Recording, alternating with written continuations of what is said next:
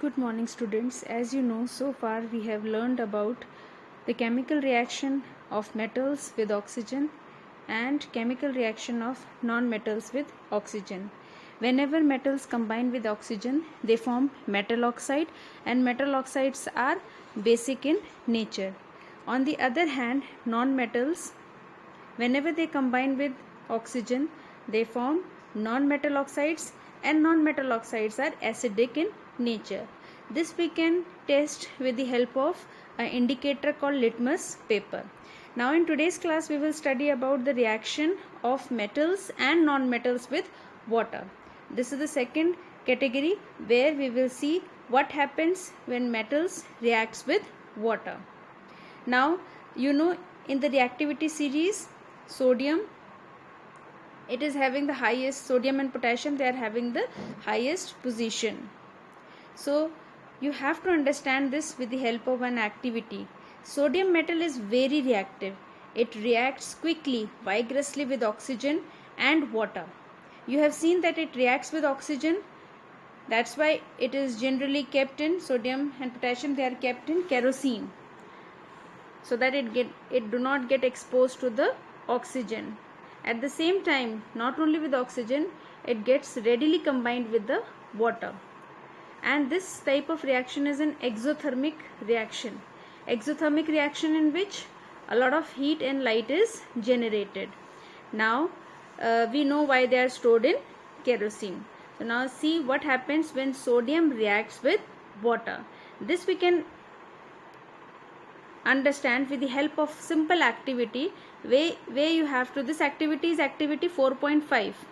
In this activity you have to take a beaker and you have to fill it with water.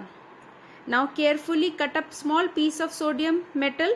Cut a small piece of sodium metal, because we know sodium, although it's a metal, but it can be cut with the help of knife.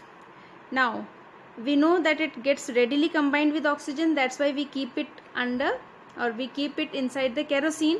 So we will just carefully take it out and we will dry it using the filter paper, and then we will wrap it, we will cover it with the cotton.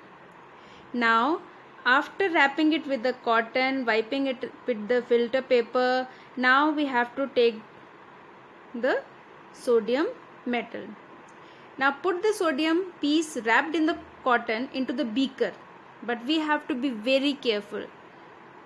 During observation, keep away from the beaker. So this is the precaution, we have to keep it in mind, because it is highly reactive with water also. That's why we have to be very cautious about it. When reaction stops, touch the beaker. You can see what is a flash of light can be seen in the beaker. It means this is highly reactive. Metals, they are highly reactive with the water also. And most importantly, the metals which are higher in the reactivity series. There is a reactivity series, there is a series of metals in which they are placed according to their reactiveness. If they are more reactive, they are placed higher in the reactivity series.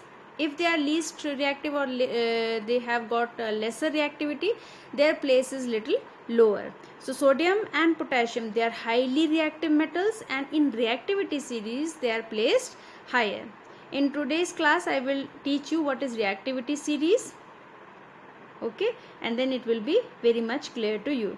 So sodium and potassium, and in this case especially we have taken the sodium, when we keep it in the water we can see a flash of light, and it is exothermic reaction.